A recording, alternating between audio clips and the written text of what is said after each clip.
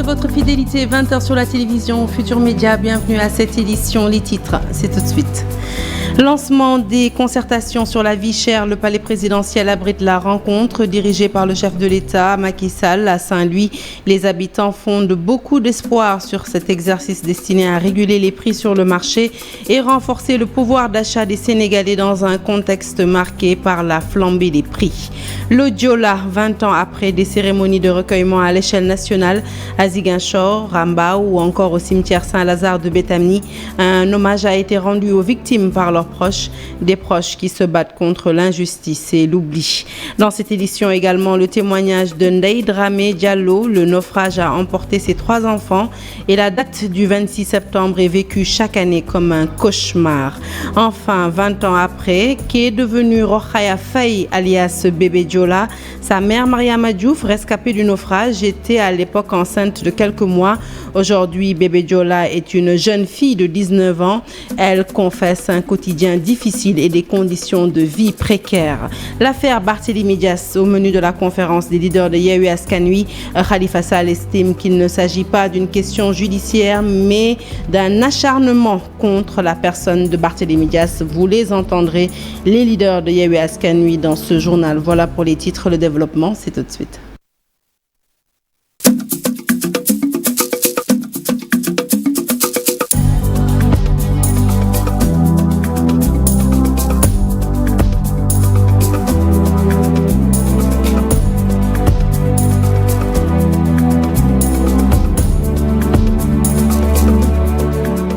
Bonsoir à toutes et à tous. Je vais annoncer donc tout de suite en titre un journal que nous ouvrons tout de suite avec ces concertations sur la vie chère qui se déroulent au Palais de la République, qui ont donc réuni le chef de l'État Macky Sall, le Premier ministre, le ministre du Commerce, de la Consommation et des PME, ainsi que des spécialistes de ce ministère, mais aussi les associations de consommateurs, le patronat, les associations de commerçants, les industriels, les acteurs portuaires, les acteurs des secteurs de la banque et des assurances.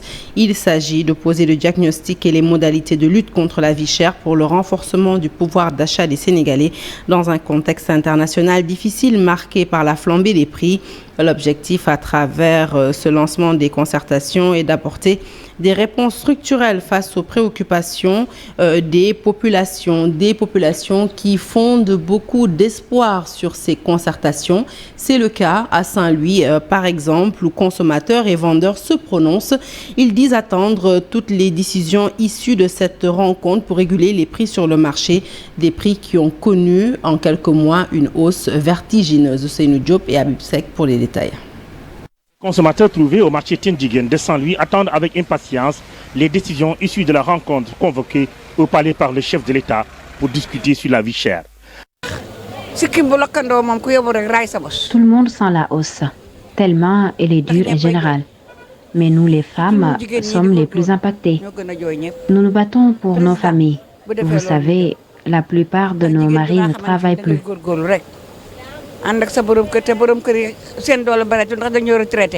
La hausse des prix impacte négativement sur le bon déroulement du commerce à Saint-Louis.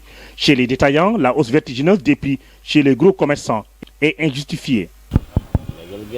Les prix des denrées alimentaires ont augmenté. Le sac de sucre qui coûtait 12 000 francs CFA est maintenant à 29 500.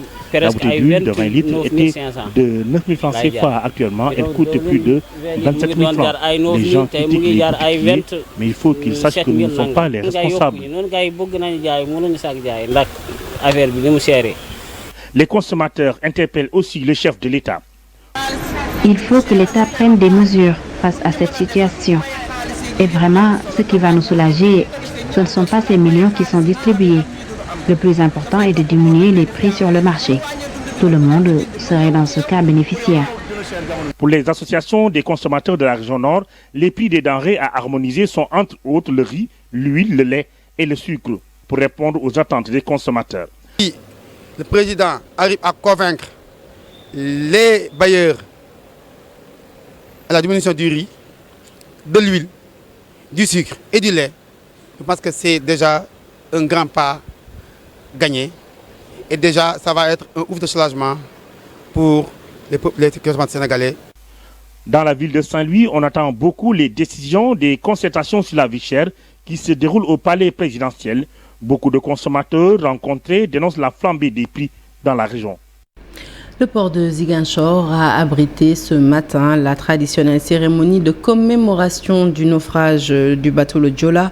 Pour ce 20e anniversaire, l'Association nationale des familles des victimes et rescapés du bateau a particulièrement insisté sur la nécessité de renflouer l'épave du navire pour conserver les vestiges dans l'enceinte du musée mémorial.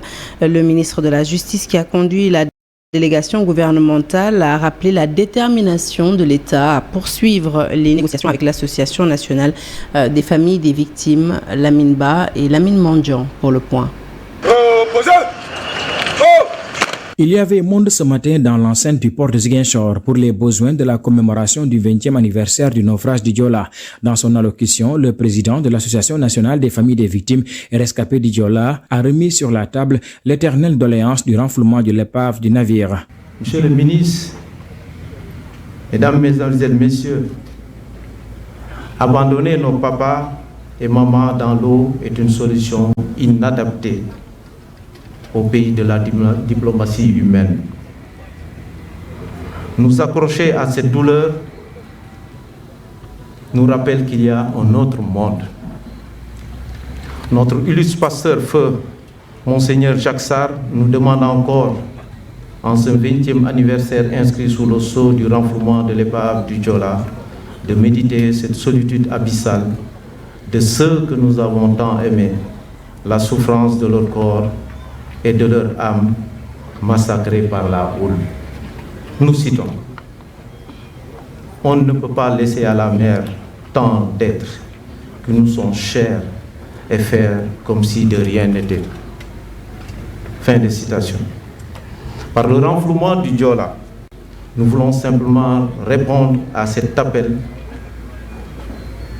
mais avec main tendue de nos victimes, pour les épargner de ces vagues agressives qui les massacrent au quotidien. La satisfaction de cette doléance exhibée par les familles des victimes depuis 20 ans va permettre de récupérer certains objets qui seront accrochés au musée mémorial le Joola, explique Boubacar Ba. Repêcher quelques reliques du Joola comme la cloche, la barre, l'hélice, etc. pour habiller le mémorial en cours de construction et permettre d'assurer sa fonction première. Il s'agit de maintenir vivant la mémoire des défunts, continuer à manifester notre attention aux familles, aux parents et amis des naufragés. Enfin, appeler à la vigilance quant à ce qui concerne le sens de la responsabilité et le sérieux dans la gestion de ce qui nous est confié.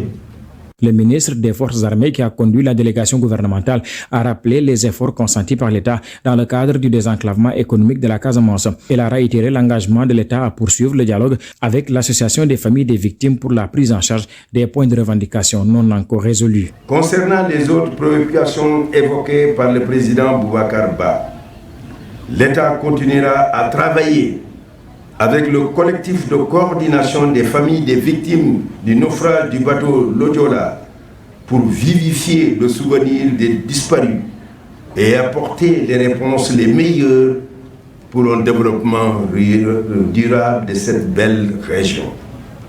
À ce stade, permettez-moi de remercier vivement l'entreprise Eiffage Sénégal et Mme Seynabou Diouf Ndiaye, architecte et maître d'œuvre du mémorial musée le Joola, pour toutes les diligences déployées pour la construction de ce beau et majestueux monument qui fera désormais notre fierté. Pour cette année, le comité d'organisation a innové en invitant les 12 ambassadeurs des pays concernés par le drame. Plusieurs distinctions ont été remises à des personnalités pour leur engagement au service de l'association. Le cimetière catholique Saint-Lazare de Béthanie n'a pas dérogé à la tradition avec une cérémonie pour commémorer les 20 ans de la plus grande tragédie maritime que le monde a connue ces derniers siècles. L'une de nos équipes s'y est rendue et comme on peut l'imaginer, eh bien la douleur reste vive et les mêmes réclamations reviennent à l'ordre du jour. Marcel Farba-Maroun et Pape Sangone Mbaye signent ce reportage. Il y a ceux qui n'ont jamais vu les corps de leurs défunts ayant sombré dans le naufrage du Joola. Pour d'autres, comme cette dame, dont le mari a été l'une des nombreuses victimes, la douleur reste vive. Chaque jour que Dieu fait, Chaque jour que Dieu fait, l'on ressent cette douleur. Nous ne sommes pas restés un jour sans que l'on ait une pensée envers eux. Surtout moi, qui ai perdu un mari avec qui j'ai eu 3 enfants. L'un avait 5 ans, l'autre 2 ans, l'autre 4 mois. Si on se retrouve dans cette situation avec des enfants qui doivent aller à l'école, se nourrir, se soigner, c'est difficile quand on est désormais seul. Depuis la tragédie, je ne suis plus bien du tout.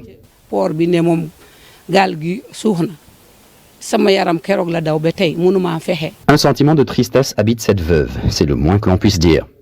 Au-delà de ce sentiment, il est rappelé à l'État le respect de sa promesse, vieille de 20 ans. Il y a eu trop de laisser-aller de la part de l'État, parce que les familles ne savent plus où donner de la tête. Il y en a qui n'ont toujours pas fait leur deuil, puisqu'ils n'ont jamais retrouvé les corps. Depuis, on réclame le renflouement du bateau pour leur permettre cela justement, mais sans suite. Aussi, un dossier avec plus de 1800 victimes, ce n'est pas normal que l'on le classe sans suite. On est très inquiet. Chaque État qui se succède, c'est le même refrain. Celui dirigé par Wade et maintenant Macky Sall. Lui, depuis qu'il est au pouvoir, on ne voit aucune action de sa part. Pire, à chaque commémoration, il se permet de voyager. C'est comme s'il nous fuyait. Rappelons que les tombes où sont inscrits les noms des victimes du Diola ne contiennent pas toutes les corps de celles-ci. Cette tombe, par exemple, représente juste un lieu de recueillement. Et à présent, en exclusivité, le témoignage de Ndeye Dramé Diallo, une dame qui a perdu ses 3 enfants dans le naufrage. 20 ans après, elle n'arrive toujours pas à faire le deuil. Elle se sent malade chaque 26 septembre, une date qu'elle commémore sans son mari, feu Idrissa Diallo, qui fut l'ancien président du collectif des familles des victimes du Diola, décédé il y a 2 ans. Elle était l'invitée de la matinale de TFM. Je vous propose de l'écouter avec Chérif Dia. Amertume, tristesse, parce que à chaque année que ça s'approche, moi je suis tout le temps malade. Ça me trouve à l'hôpital la plupart, parce que je ne dors pas la nuit, et je ne mange pas, tout le temps sous perfusion. Pour dormir, il me faut prendre des somnifères. Donc, très difficile. Très difficile. Parce que ce matin-là, ce vendredi-là, je me suis levée pour aller chercher les enfants à l'embarcadère. À ma grande surprise, quand je suis arrivée, j'ai trouvé que partout c'était barricadé. Il y avait des militaires, des gendarmes un peu partout. Après, quand j'ai demandé ce qui se passe, bon, on m'a dit que c'est le bateau qui est en retard. Bon, c'est vers 11h comme ça qu'on a eu la nouvelle que le bateau s'est chaviré. Bon, à ce moment-là, je ne pouvais plus marcher. J'étais presque vraiment pétrifiée. Bon.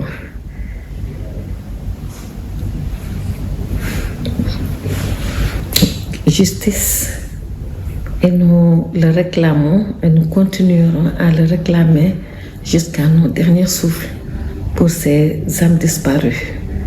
Nous réclamons aussi le renflouement du bateau, même si c'est les épaves.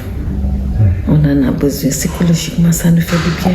Quand toutefois que tu vois l'eau, comme par exemple pour mon cas, quand je vois, même dans un film, si je vois un bateau, j'ai tout le temps des problèmes parce que je me dis tout le temps que mes enfants sont toujours coincés dans le bateau sous les eaux. Aussi, qu'ils respectent les familles des victimes, qu'ils évitent de nous mépriser. Parce qu'à chaque anniversaire du bateau, il n'a jamais été au Sénégal. La veille de l'anniversaire ou 2 jours avant, il voyage pour ne pas assister.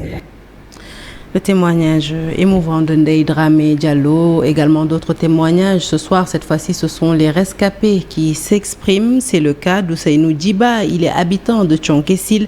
Il revient sur les circonstances du voyage, les défaillances constatées à l'embarcadère et le traumatisme psychologique qu'il traîne depuis cette fameuse date du 26 septembre 2002.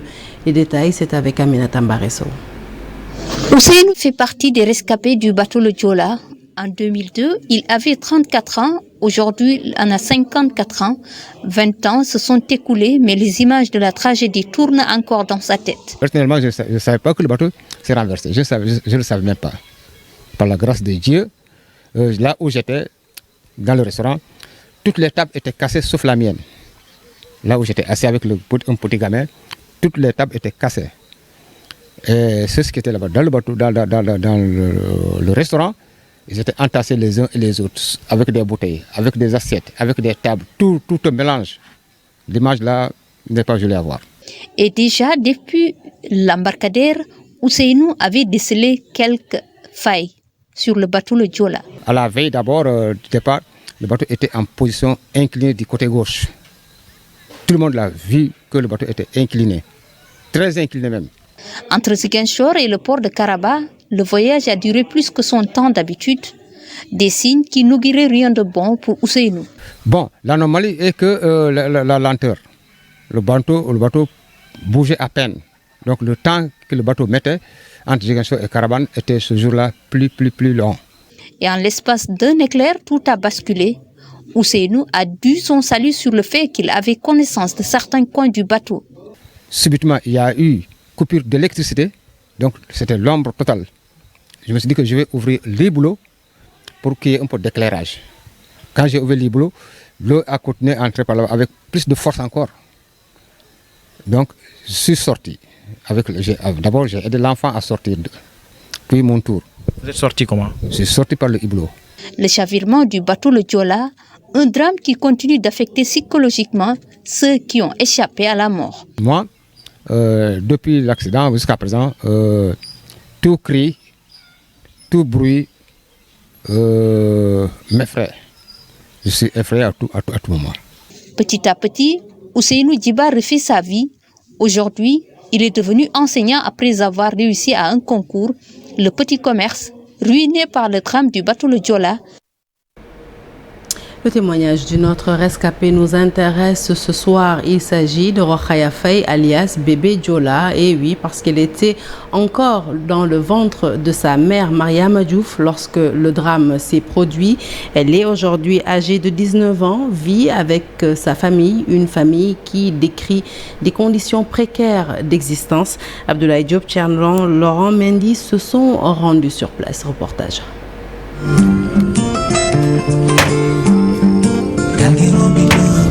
yori sémmiñam di xarmat Mariama Diouf lu mu toggee añam lay wut doomam bu jigéen ne ci wetam di ko jàppale ci liggéeyu Sur ces images filmées par la TFM en 2011, Bébé Diola avait 10 ans.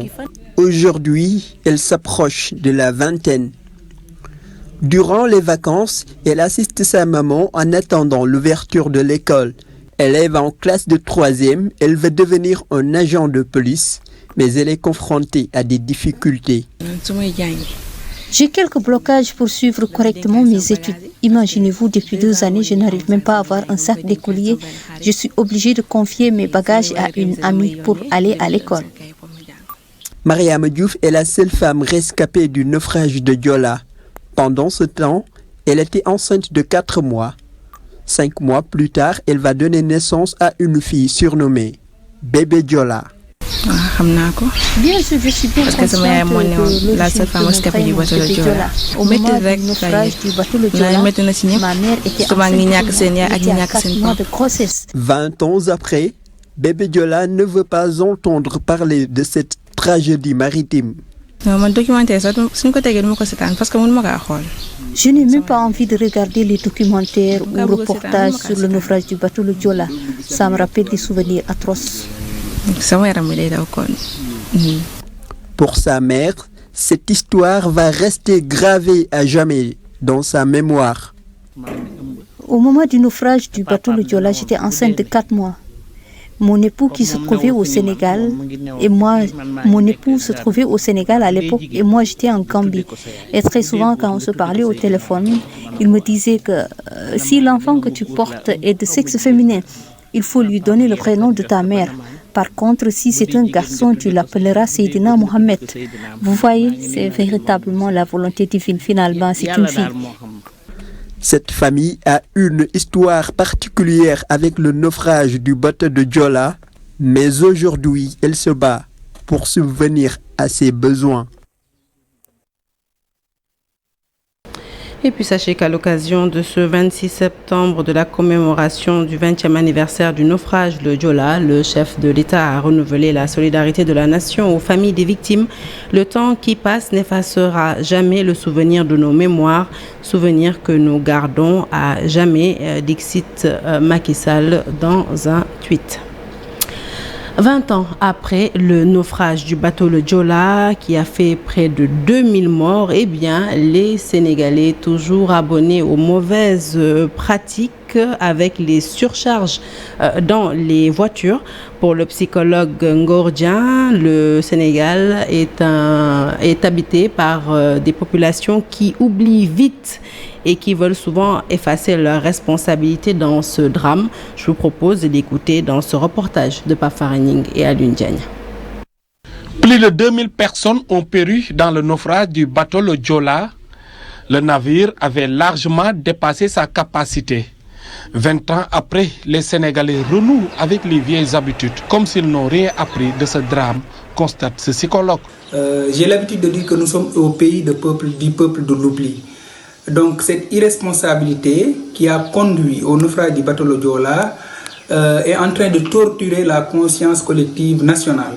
Ce qui fait qu'on veut coûte que coûte oublier cette catastrophe, on veut coûte que coûte oublier ce naufrage qui a emporté beaucoup de nos compatriotes il y a de cela 20 ans. On peut coûte que coûte ranger ce drame-là sur le dos de Dieu et dire que c'est quelque chose qui devrait arriver et qui arriva. Aucune introspection, les Sénégalais rencontrés ne comprennent toujours pas. Le Sénégalais commande à 24 ans, on oublie ça. Tout ça c'est dangereux et puis bon, c'est l'État qui doit veiller sur ça. Jusqu'à présent, en fait, quand on dit que les transporteurs font des surcharges sur le véhicule, c'est parce que les Sénégalais le veulent. Parce que c'est eux qui poussent les transporteurs surtout à faire ces surcharges-là. Même le terre aussi, il y a des gens qui se mettent debout. C'est pas tout le monde qui s'assoit. Il y a des gens qui se mettent debout.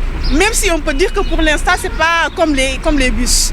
Mais je pense bien qu'à l'avenir, on sera au même stade que dans les bus. Jusqu'à présent, aucune responsabilité située.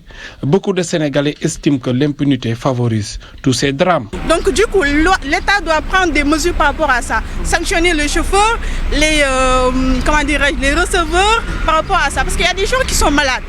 L'État est le seul responsable.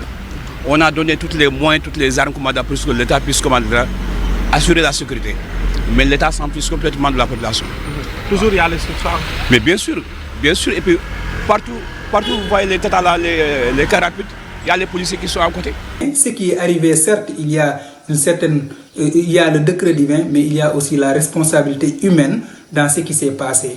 Mais cette responsabilité humaine est difficile à porter, que nous n'avions pas fait tout ce que nous devions faire pour que une telle catastrophe n'arrive pas. 20 ans après le naufrage du bateau le Joola, malgré les nombreuses pertes en vies humaines, les Sénégalais continuent toujours leurs mauvaises habitudes, surtout dans les types de transport, comme si les surcharges sont érigées en règle. Conférence de presse des leaders de Yewwi Askan Wi, l'affaire Barthélémy Dias évoquée. Selon Ousmane Sonko, le peuple a déjà tranché en portant Dias fils à la tête de la mairie de Dakar et en lui donnant un mandat de député. Le leader de PASTEF estime que ce n'est pas une question judiciaire mais plutôt un complot politique. Nous l'écoutons avec Mamadou Fall. Le peuple savait qu'il y avait une procédure judiciaire, mais le peuple a voulu lancer un signal. C'est de dire que nous savons que c'est un complot politique. Nous ne croyons pas et nous allons lui confier un mandat. Parce que si le peuple était convaincu de la culpabilité de Barthélémy Dias, il n'aurait pas voté pour lui. Aucun peuple ne voterait pour des assassins. Et ce même peuple est revenu pour dire que nous voulons que Barthélémy Dias aille à l'Assemblée nationale. Ce n'est ni à Macky Sall, ni à sa justice inféodée d'enlever ce mandat des maires de Barthélémy Dias. Et c'est pourquoi je dis, ce n'est pas des questions judiciaires. C'est vrai, l'Assemblée nationale aurait dû empêcher cela. Parce que Barthélémy Dias était en session et ensuite il exerce un mandat parlementaire. La loi est très claire, aucun député ne peut être poursuivi en pleine session et même au cours de son mandat tout court sans que l'Assemblée nationale n'ait procédé à la levée de son immunité parlementaire. Et nous sommes encore dans les poursuites. Mais Moi, je dis que ce n'est ni une affaire d'Assemblée nationale, ni une affaire de justice. Dans ce pays-là, avec Macky Sall, il n'y a qu'une chose qui fonctionne. Parce qu'il n'en a cure de la loi. C'est des problèmes politiques, ça se règle politiquement. Et c'est au peuple de défendre les mandats qu'il a confiés à des gens. Et l'histoire nous permettra de voir où est-ce qu'ils veulent aller avec cette farce-là. Mais c'est au peuple de régler ça, particulièrement à la jeunesse. Je vous remercie. Bien, merci beaucoup. Et puis sachez que le réseau des élus locaux, annoncé par les élus locaux de l'opposition qui se sont démarqués de l'association des maires du Sénégal, sera officiellement lancé le 5 octobre prochain. L'annonce a été faite par Déthié Fall lors de cette conférence de presse de la conférence des leaders de la coalition Yewwi Askan Wi. Parlons à présent du Gamou de Tivaouane, prévu le 7 ou 8 octobre prochain. Le comité d'organisation à pied d'œuvre pour les préparatifs. Et comme chaque année, le Khalif général des Tidjanes, Serigne Babacar Sy Mansour, a délivré son message par le biais de Serigne Hamid Sy, coordonnateur de la cellule de communication du Gamou. Le reportage est signé Cheikh Anta Diop et Saïda Tia.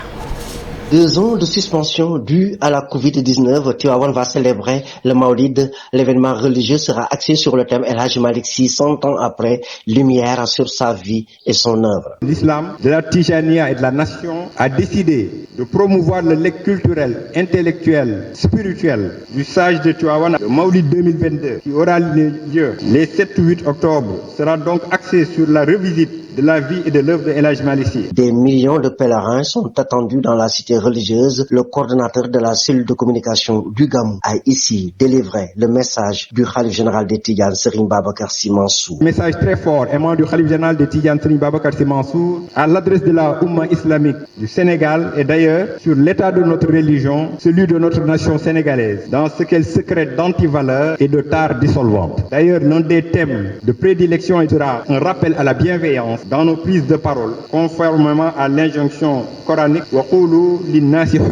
car l'invective, l'insulte, le dénigrement et la calomnie sont aujourd'hui l'unique façon que nous trouvons pour régler nos divergences, qu'elles soient politiques ou religieuses. Mais ça fait aussi de recommandations et d'orientations à l'égard des fidèles d'ici ou d'ailleurs pour les amener à mieux coller à la reproduction du modèle prophétique tel que nous l'a enseigné Maulana Cheikh Al Hadji Malick Sy. Selon Hamid Sy, cette année, un symposium sur le thème reproduction du modèle prophétique et défis contemporains sera organisé et animé par des experts de renom le 1er octobre.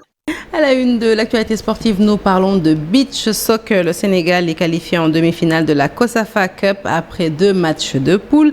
Après un succès 5-4 face au Mozambique, les Lions ont dominé ce lundi l'Afrique du Sud, pays hôte de la compétition, 8-3. Au grand bonheur de leur sélectionneur Mamadou Diallo, qui regrette toutefois la perméabilité défensive de son équipe. Suivons-le.